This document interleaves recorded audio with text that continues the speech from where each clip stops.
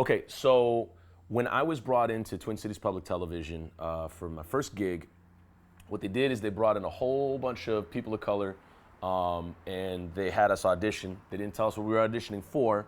They just had us read off bios from a teleprompter, and then they had us interview one another.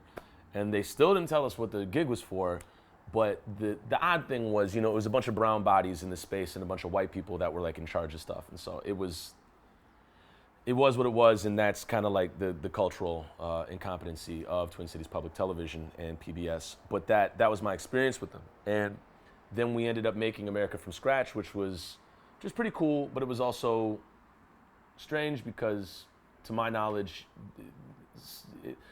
to get an episode about police, they had to fight tooth and nail. And so, again, it was this running narrative of, we want black voices and faces, but we don't want them writing their own words. We don't want them using their own language.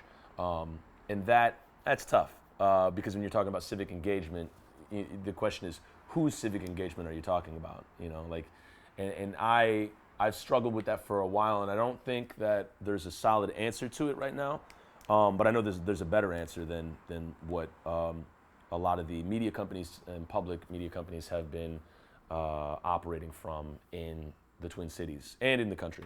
So for me, what I started doing is I just started interviewing people and shooting, just filming on site, no pun intended, but like at actual sites where the riots hit, where people were cleaning up, and just getting stories and narratives out there, like interviewing the actual people.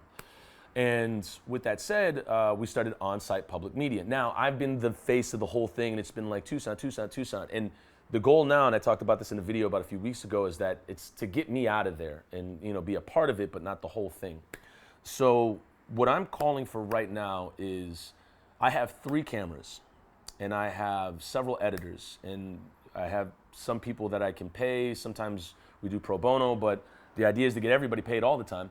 But we're going to be starting up a new Instagram channel and a new YouTube channel that's just going to be on-site public media. My call is for all black and brown bodies, all bodies of color, to come to the forefront. And I guess we'll try to get an email or some mode of contact. If you want us to film you telling the story, or if you interviewing people, what we're going to try to do in Stillwater is have some of the community members run the forum. I'll run one of them, but I think moving forward it would be kind of dope to have the community members speak to each other and ask themselves, how do they feel about racism in Stillwater?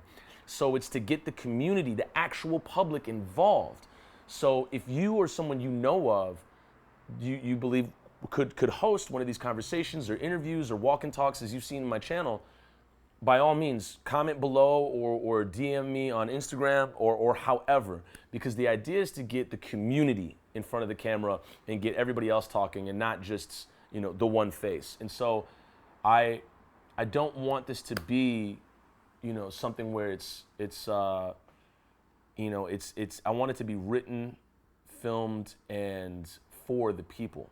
I don't believe that anybody should have to endure, an entire staff of, white writers writing for their voice, and that's very, it's very colonial, it's very colonizing, isn't it? You want to colonize the language, you want to colonize the voice, hegemony, all that bad stuff. But I want people to write their own stories, and I want to be able to provide cameras for them and platforms for people. And so with this new Instagram channel and YouTube channel, On-Site Public Media, what we're calling for is for all photographers and filmmakers and film people to, if you want to contribute, a documentary or any footage that you have from protests or people telling stories, throw it at us. We'll post it up. But the main call is for, if people of color, I want to be able to let's tell our stories. Let's put it out there. Let's not wait too. This stuff should have happened yesterday, last week, a long time ago.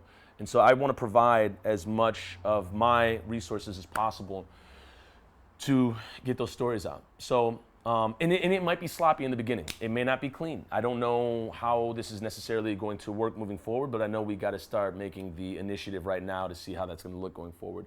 And so that's the move. And so again, the Patreon it has Social Science Club and on-site social media, on-site public media. Those will both separate at some point down the line, but right now they're on the same Patreon, and just to simplify it right now.